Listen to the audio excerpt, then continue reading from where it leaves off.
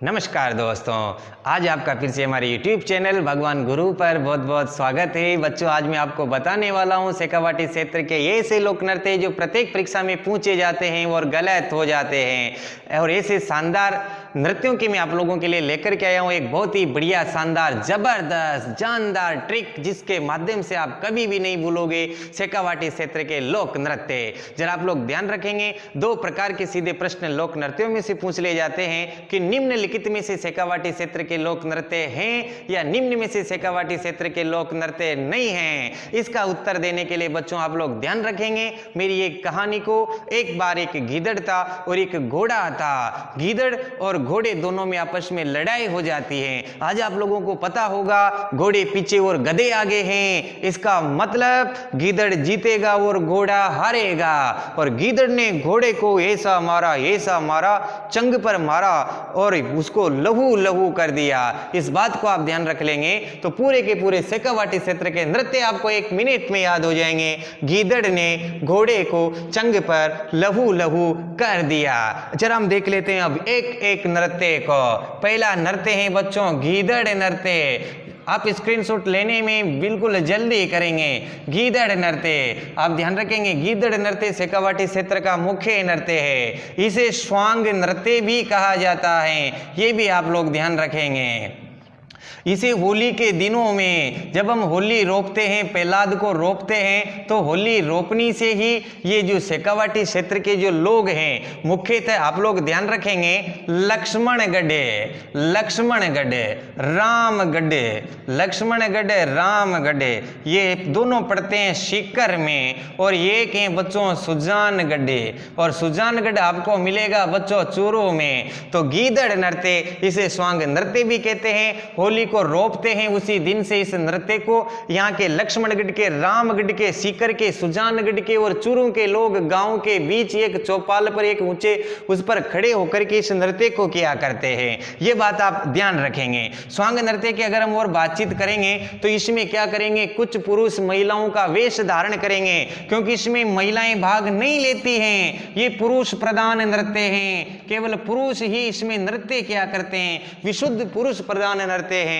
लेकिन जो महिलाएं बनती है वो पुरुष ही बनते हैं। कुछ पुरुष महिलाओं का वेश धारण करके नृत्य किया करते हैं, उन्हें महरी या गणगौर कहा जाता है। कई बार परीक्षाओं में पूछा गया प्रश्न है कि गीदड़ नृत्य में कुछ पुरुष महिलाओं का वेश धारण करते हैं, उन्हें क्या कहते हैं, महरी या गणगौर। साथ में आप लोग ध्यान रखेंगे स्वांग डाकू का भी कर लेते हैं, डायन का भी कर लेते हैं, चोर सिपाही का भी कर लेते हैं, पादरी का भी कर लेते हैं। कई सारे स्वांग ये किया करते हैं, इसलिए इसे क्या भी कहा जाता है बच्चों, गीदड़ नृत्य। नेक्स्ट हम बातचीत करते हैं घोड़ा से होगा बच्चों कच्ची घोड़ी नृत्य।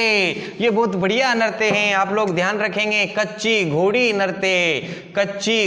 नृत्य। सबसे पहले तो बच्चों आप लोग ध्यान रखेंगे कि कच्ची घोड़ी नृत्य शेखावाटी क्षेत्र का मुख्य व्यावसायिक नृत्य है। कैसा नृत्य है, व्यावसायिक। ऐसा नृत्य जिसको करने से पैसे प्राप्त होते हो, जो फोकट में नहीं नाचता हो, नाचने के लिए पैसा लेता हो, उसे हम क्या कहते हैं, व्यावसायिक नृत्य। कच्ची घोड़ी नृत्य आप लोग ध्यान रखेंगे कैसे करेंगे। एक बार क्या होता है कि शेखावाटी क्षेत्र में कुछ पठान आते हैं और मराठों के रुक जाते हैं, और पठानों के पास घोड़े थे। उन घोड़ों को मराठों ने चोर लिया और पठानों और मराठों में आपस में लड़ाई हो जाती है और घोड़े वापस लेकर के आते हैं। इसी की याद में यहाँ पर कच्ची घोड़ी नृत्य करने लगे थे, लेकिन आजकल व्यावसायिक रूप लेने लगा है। इसके अंतर्गत 4 कलाकार तो ये से खड़े हो जाएंगे और 4 कलाकार ये से खड़े हो जाएंगे, और बीच में मुख्य कलाकार होगा जिसकी कमर पर बांस के खांपों से बनी एक घोड़ी बंधी होगी और उसके हाथ में तलवार होगी, और वह ऐसे युद्ध का कौशल भी करेगा। बच्चों आप लोग ध्यान रखेंगे,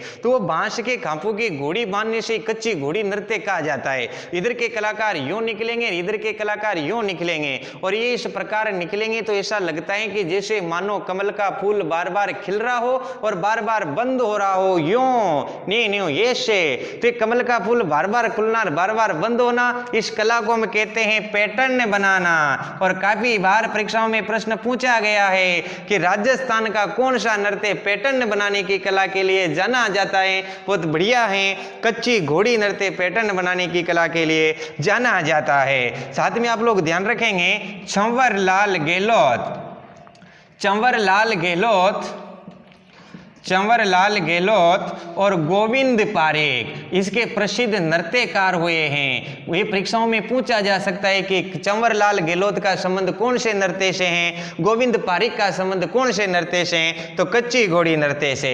अब हम बच्चों बातचीत करते हैं चंग नृत्य। चंग आप लोग समझ गए होंगे, चंग एक बजाने का वाद्य यंत्र होता है और पुरुषों के द्वारा होली के दिनों में शेखावाटी क्षेत्र में प्रत्येक के हाथ में चंग लेकर के जो नृत्य किया जाता है वही कहलाता है चंग नृत्य। अब हम बातचीत करते हैं बच्चों लहू नृत्य की। लहू का मतलब होगा लहूर नृत्य। आप सभी राजस्थान के और राजस्थानी शब्द जानते होंगे। लहूर का मतलब होता है मीठी खुजली। आप लोगों से पूछा जा सकता है लहूर का मतलब क्या होगा, मीठी खुजली। और इसमें क्या होता है, कोई कथानक नहीं होता है बच्चों। इसके अंतर्गत एक तो अभिनेता और एक अभिनेत्री होती है और अभिनेता और अभिनेत्रियों का वेश धारण करके कौन सा नृत्य किया जाता है, लहूर नृत्य।